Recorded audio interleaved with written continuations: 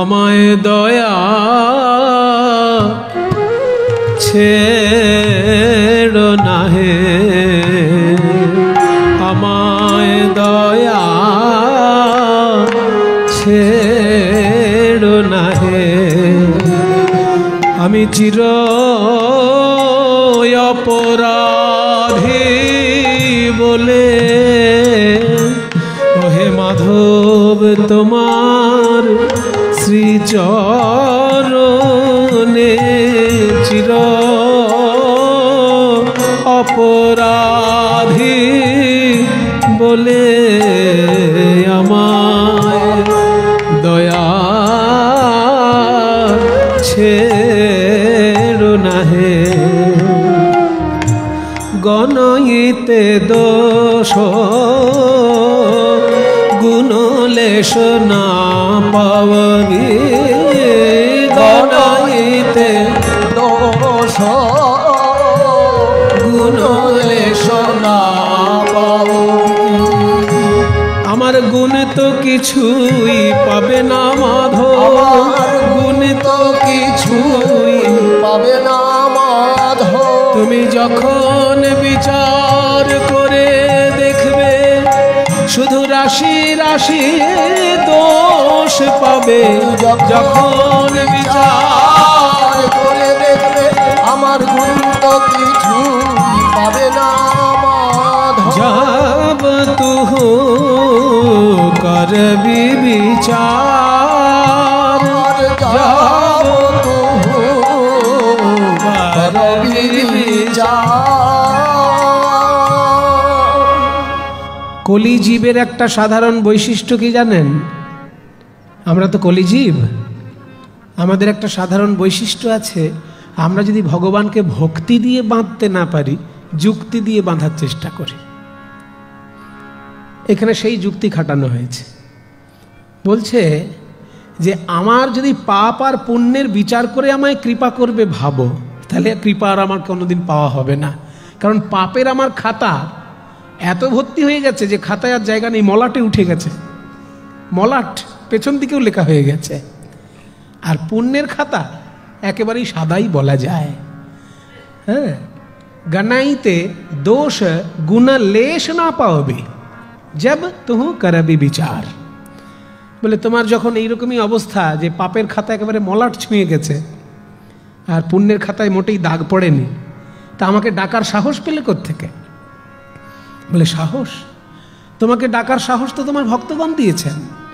যারা পুরী ধামে যায় তারা কি বলে? জগন্নাথ দেব কি যায়। ওই জগন্নাথ শব্দটা শুনেই তো আমার সাহস হয়েছে। তুমি যদি জগতের নাথ হও তাহলে তো শুধু ভালো মানুষের নাথ নও, আমার মতো মন্দ যারা তাদেরও তো তুমিই নাথ। তুহু জগন্নাথ জগতে কহায়সি মাধব।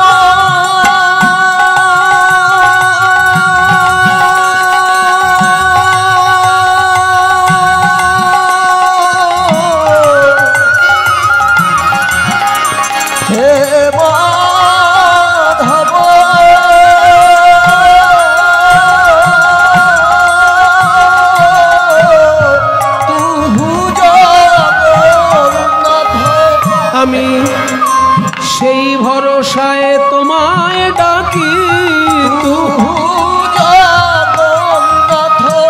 আমি সেই ভরসায় তোমায় ডাকি। মাধব তুমি হলে জগতের নাথ, আর আমি তো জগৎ ছাড়া নই হে। তুমি হলে জগতের নাথ, সেই ভরসায় তোমায় ডাকি। তুহু জগন্নাথ এই জগতে কহায়সি। জগ বাহির নহ মুই ছাড়। বাহ, বেশ জ্ঞান পাপী তুমি। তুমি যখন বুঝতেই পেরে গেছো তুমি পাপী, তামায় যে ডেকে ফেললে, কারণ যুক্তি দেখাচ্ছ আমি জগতের নাথ, তুমি জগতের জীব, তাই আমি তোমায় কৃপা করতে বাধ্য। এই তো যুক্তি। কিন্তু এত যে যুক্তি দেখাচ্ছ, তুমি মানুষ বলেই যুক্তি দেখাচ্ছ। মানুষ না হয়ে যদি পশু পাখি হও, এই যুক্তি দেখানোর ক্ষমতা তোমার থাকবে? পরজন্মে যদি পশু পাখি হও, মানুষই শুধু যুক্তি দেখায়, আর কারোর যুক্তি দেখানোর ক্ষমতা নেই। Man is a rational animal, আর কোনো জীবের মধ্যে র্যাশনালিটি নয়। কাজে তুমি মানুষ বলেই যুক্তি দেখাচ্ছ, পরজন্মে যদি পাখি হয়ে যাও, পশু হয়ে যাও। বিদ্যাপতি বলছেন, পরজন্মের প্রার্থনা এই জন্মেই সেরে রাখছি, জানি না কি হয়ে আসবো, তাই পরজন্মের প্রার্থনা এই জন্মেই বলে দিলাম। কি এ মানুষ পশু পাখি, কি এ জন্মিয়ে অথবা কীট পতঙ্গে, আমার কর্ম বিপাকে জানি গতাগতি পুন পুন, মতি রহু তোয়া পর সঙ্গে, যেন ওই চরণে মতি থাকে, ওই চরণে মতি থাকে। আমি যেমন ভাবেই আসি না কেন, ভাগ্য ভালো হলে যদি আবার মানুষ হই, যেন আমায় হরি বলার বদন দিও। মানুষ যদি না করো, পশু কুলে যদি আমায় জন্ম দাও, যেন আমায় ধেনু করে জন্ম দিও। আমার পবিত্র দুগ্ধে তোমার সেবা হবে। আর যদি পশু না করে পাখি করো, যেন আমায় ময়ূর করে দিও। আমার পালক দিয়ে তোমার চূড়া হবে। আর পাখি না করে যদি কীট পতঙ্গ করো, যেন আমায় মধুমক্ষিকা করে দিও। পুষ্পে পুষ্পে মধু সংগ্রহ করে দেবো, তোমার সেবা হবে। আর যদি জলে আমার জন্ম হয়, যেন আমায় শঙ্খ করে দিও। তোমার আরতি কালে বেজে উঠব। আর যদি তাও না হয়, বৃক্ষকুলে যদি জন্ম হয়, এই যে তুলসী গাছ, এই তুলসী গাছ করে দিও। আমার পত্র মঞ্জরি তোমার সেবায় লাগবে, চরণে যাবে। আর আমার ডালপালা মালা হয়ে ভক্তের গলায় যাবে। যেভাবেই আসি না কেন, মতি রহু তোয়া পর সঙ্গে, মতি রহু তোয়া পর সঙ্গে। ভণাই বিদ্যাপতি অতিশয় কাতর, ভণাই বিদ্যাপতি অতিশয় কাতর, ভণাই বিদ্যাপতি অতিশয় কাতর। তরাইতে ইহ ভব সিন্ধু, তরাইতে ইহ ভব সিন্ধু। তুয়া পদ পল্লব করু অবলম্বন, পদ পল্লব করু অবলম্বন। দেহ দীন বন্ধু, আমায় দান করো হে দান, করো এক বিন্দু কৃপা দান করো হে, এক বিন্দু কৃপা দান করো হে। ফুরাবে না হে, ফুরাবে না হে, এক বিন্দু দানে সিন্ধু ফুরাবে না হে, এক বিন্দু দানে সিন্ধু ফুরাবে না হে।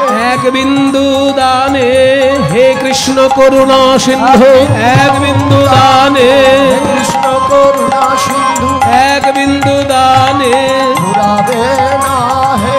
দিলয়াধ দেহ দিন বন্ধু, দিন বন্ধু, দিন বন্ধু। দিলয়াধ দেহ দিন বন্ধু, দিন বন্ধু, দিন বন্ধু।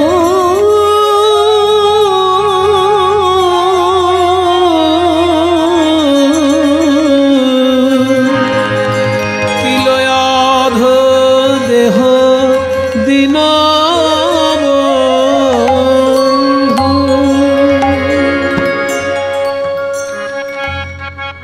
এই পদটি স্বামী বিবেকানন্দ প্রতিনিয়ত স্মরণ করতেন। কারণ ভয়ঙ্কর দুর্দিনে যখন বরানগর মঠে তার দিনগুলো যাচ্ছিল, সেই সময় বেনারসে প্রমোদা দাস মিত্রকে একটা চিঠিতে তিনি লিখেছেন যে, জানেন তো, আমি ঠাকুরের চরণে দেই তুলসী তিল দেহ সমর্পণ। কাজে চিঠিতেই প্রমাণ করে রেখেছেন তিনি যে দিনরাত তার এই পদটি স্মরণ হতো। তা নাহলে চিঠিতে, দুঃখের সময় চিঠিতে কখনো বৈষ্ণব পদাবলী আসতো না, যদি দিনরাত তার স্মরণে না থাকতো। কাজেই এই সেই বিদ্যাপতি, যার অজস্র রসের পদাবলী, প্রার্থনার পদ আমরা শুনলাম, এটা প্রার্থনার পদ।